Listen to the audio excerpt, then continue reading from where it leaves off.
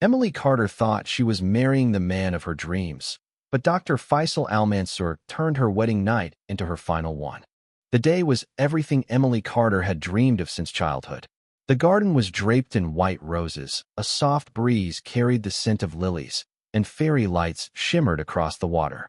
Guests gathered under the golden Florida sunset as Emily, radiant in her lace gown, walked down the aisle toward the man everyone believed was her perfect match. Dr. Faisal Al-Mansoor, a respected heart surgeon from Dubai, stood waiting with a calm smile. His dark tailored suit and composed expression made him look like the embodiment of confidence and charm. Cameras clicked, capturing what appeared to be the beginning of a perfect union between two worlds, an ambitious American bride and a man of wealth and status from the Middle East. They had met 2 years earlier when Faisal attended a medical conference in Miami. Emily, working as a hotel event coordinator, was instantly drawn to his intelligence and quiet strength.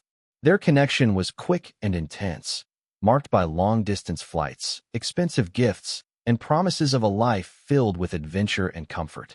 To her family, he seemed ideal, cultured, successful, and devoted. Emily's friends admired her fairy tale romance, envying her upcoming move to Dubai after the wedding. The ceremony unfolded flawlessly. The music, the vows, and the laughter created an image of bliss that masked the tension beneath the surface. Faisal's eyes never left Emily, yet behind his gaze was a hint of something colder, something even Emily couldn't recognize. As they shared their first kiss as husband and wife, guests clapped and cheered, unaware that this would be the last time they saw her alive. The night glowed with celebration, but fate had already begun its cruel countdown toward tragedy. In the weeks leading up to the wedding, Emily's excitement was mixed with unease. Faisal, once gentle and understanding, had grown distant and suspicious. He began questioning her every move, where she went, who she met, why she stayed late at work. He checked her phone when she wasn't looking and demanded that she delete male contacts he didn't approve of. His charm, the same quality that had first drawn her in, seemed to vanish overnight. Emily tried to explain it away, telling herself that Faisal was just stressed from planning the wedding and managing his medical responsibilities overseas. Still, the subtle changes in his behavior lingered in her mind like warning signs she couldn't ignore. Her closest friend, Claire, noticed the difference too. During dress fittings and brunches, Emily would laugh, but her eyes betrayed her worry. She mentioned that Faisal sometimes spoke in a tone that felt more like a command than a conversation. Once, after she returned late from a meeting, he showed up unexpectedly at her apartment, claiming he was just checking in. It felt protective at first, but slowly, it began to feel controlling. Faisal's family, who had traveled from Dubai for the wedding, treated Emily politely but kept their distance. She sensed quiet judgment, as if she didn't fully belong in their world. Meanwhile, Faisal's mood swung between affectionate and cold. He would bring her flowers one day and then ignore her calls the next. The night before the wedding, he stared at her for a long time and said she looked perfect. The words sounded sincere, yet something about his tone unsettled her. Emily didn't know it then, but Faisal had already made a discovery that changed everything. The man she was about to marry had stopped seeing her as his bride and started seeing her as his enemy. 3 days before the wedding, a small white envelope arrived at Emily's apartment. It was addressed to her in simple handwriting and bore the logo of a private DNA testing company. Emily had been waiting for it anxiously, though she had told no one.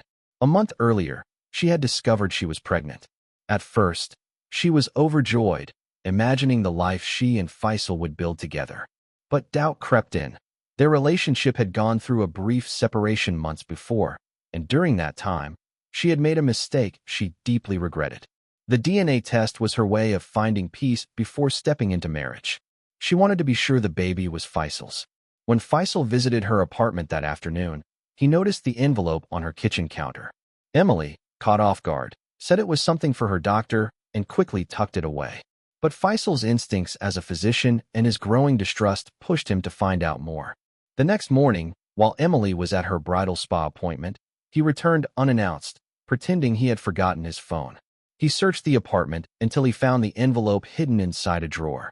Opening it, he read the words that confirmed his darkest suspicion.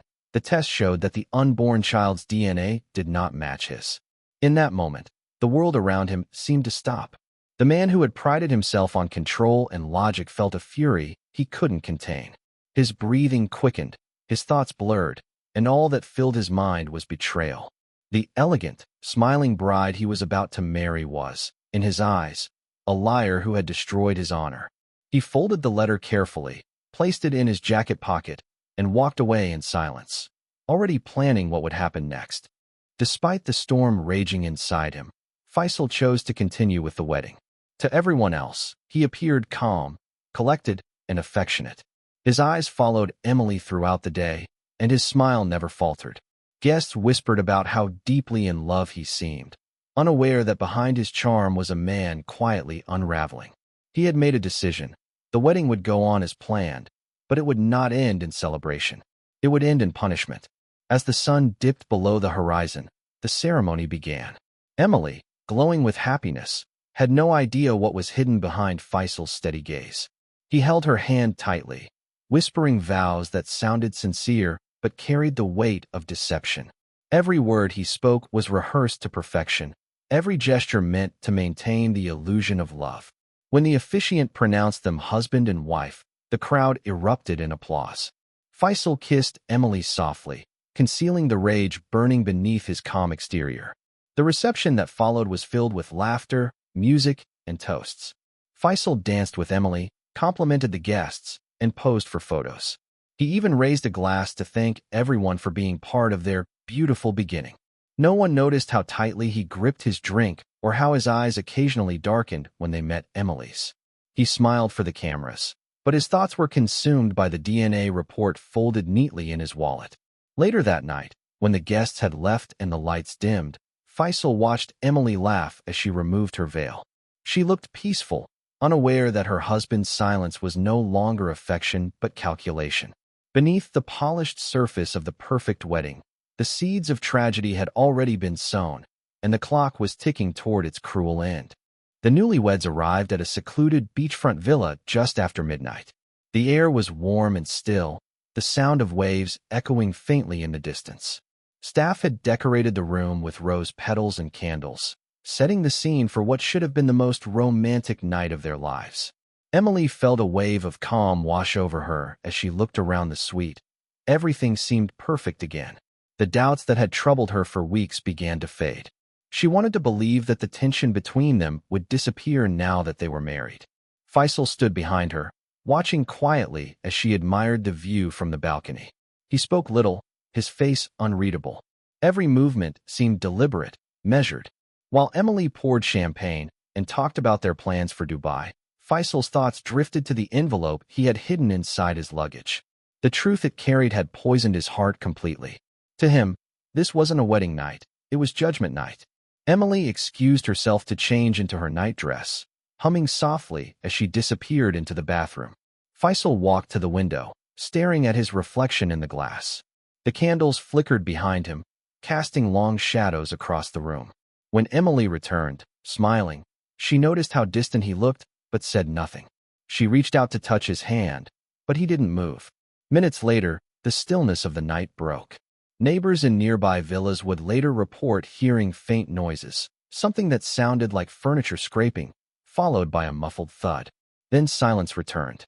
The candles continued to burn, the champagne remained untouched, and outside, the waves crashed rhythmically as the first light of dawn began to rise over the horizon, unaware that inside, a nightmare had unfolded.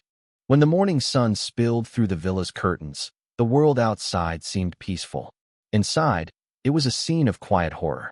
The hotel staff had knocked several times before unlocking the door. What they found froze them in place. Emily lay motionless near the balcony doors, her wedding gown torn and streaked with blood. Her hair was tangled, her skin pale, her eyes half open as if caught in a final moment of disbelief. Around her, the room was in disarray, overturned furniture, shattered glass, and droplets of blood marking the marble floor. The scent of roses still lingered in the air, clashing cruelly with the reality of death. Faisal was nowhere to be found. His wedding band rested on the bedside table next to an empty glass. The staff immediately called the police, and within minutes, the villa was sealed off. Detectives arrived, documenting every inch of the scene. The time of death was estimated to be sometime between 1 o'clock and 3 a.m. The medical examiner noted no signs of forced entry, ruling out an intruder. It was clear that the killer had been someone Emily trusted completely. Security footage from the resort revealed Faisal leaving the villa at 2:43 a.m., wearing casual clothes and pulling a small suitcase. His expression was calm, his steps steady, as if he had simply checked out after a peaceful night. Investigators later discovered that the suitcase was missing from the room, adding to their growing suspicion. The news spread quickly through the resort. Guests whispered in disbelief, struggling to comprehend how a beautiful bride could die only hours after saying her vows. What had started as a celebration of love had turned into a crime scene, and the man everyone admired was now the prime suspect. Faisal's disappearance set off a wave of panic and confusion. Investigators quickly learned that he had boarded a private jet just hours after leaving the villa. The flight, arranged under his assistant's name, was bound for Dubai. By the time Florida authorities issued a warrant for his arrest, he was already thousands of miles away, protected by money, influence, and international borders. His escape was carefully planned, leaving almost no digital trail. The only clue to his motive surfaced when forensic teams combed through the villa and found something hidden beneath the bed, a crumpled envelope stained with blood. Inside was the DNA test. The letter that Emily had kept secret was now the center of the investigation. It contained Faisal's fingerprints along with traces of Emily's blood, confirming that she had likely confronted him about it before her death. This single piece of paper transformed the case from a puzzling tragedy into a story of betrayal, rage, and premeditated murder. Detectives reconstructed the timeline meticulously. The footage showed no signs of anyone else entering the villa, and Emily's injuries were consistent with a violent struggle. A broken champagne bottle found near her body carried Faisal's DNA. His wallet and passport were missing, but his phone had been left behind, wiped clean of messages. As the case unfolded, media outlets around the world picked up the story. Headlines screamed of the wedding night murder. The public was captivated and horrified by the idea of a bride killed by her husband hours after their vows. Meanwhile, Faisal, hidden somewhere across the world, lived as though nothing had happened, convinced that his status and distance would keep him safe forever. But investigators had no intention of letting him disappear. The murder of Emily Carter became an international sensation, dominating headlines and sparking outrage across continents. Interpol issued a red notice for Faisal Al-Mansoor, and his photos circulated through airports, embassies, and law enforcement agencies worldwide. The American embassy in Dubai worked closely with authorities, but Faisal's wealth and influence allowed him to move undetected. He stayed ahead of investigators by switching countries frequently, traveling under different names, and relying on a network of associates willing to protect him.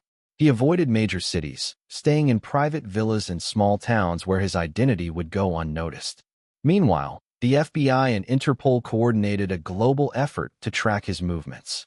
Financial records revealed a pattern of money transfers leading to accounts in Morocco, Spain, and Turkey. Surveillance teams followed his trail, but each time they closed in, he disappeared again. It was as if he had vanished into thin air.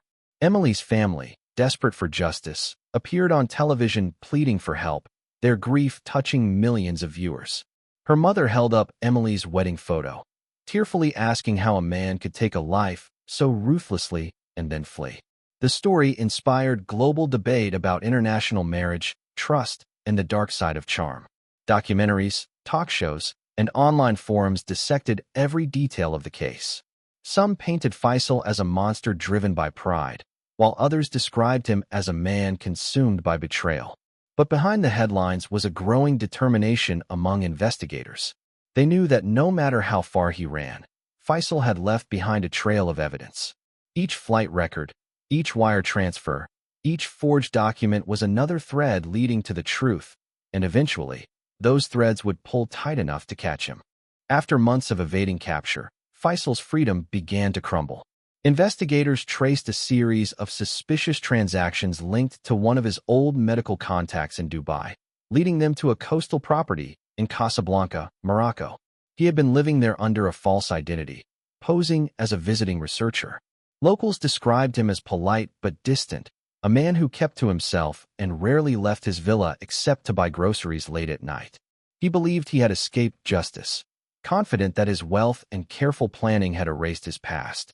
But every move he made was quietly being tracked. Interpol agents, working with Moroccan authorities, launched a discreet surveillance operation.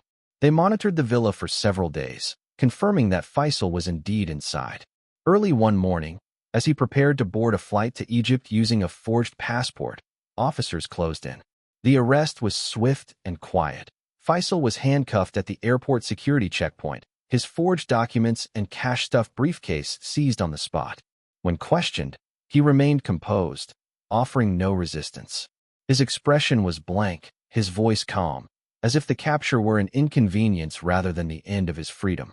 The extradition process was long and politically tense. After weeks of negotiations, Faisal was finally returned to the United States under heavy security. As he was escorted off the plane, journalists crowded the airport, shouting questions he refused to answer. In custody, Faisal showed no sign of remorse. During his initial interrogation, he simply stated that Emily had betrayed his honor, words that chilled everyone in the room.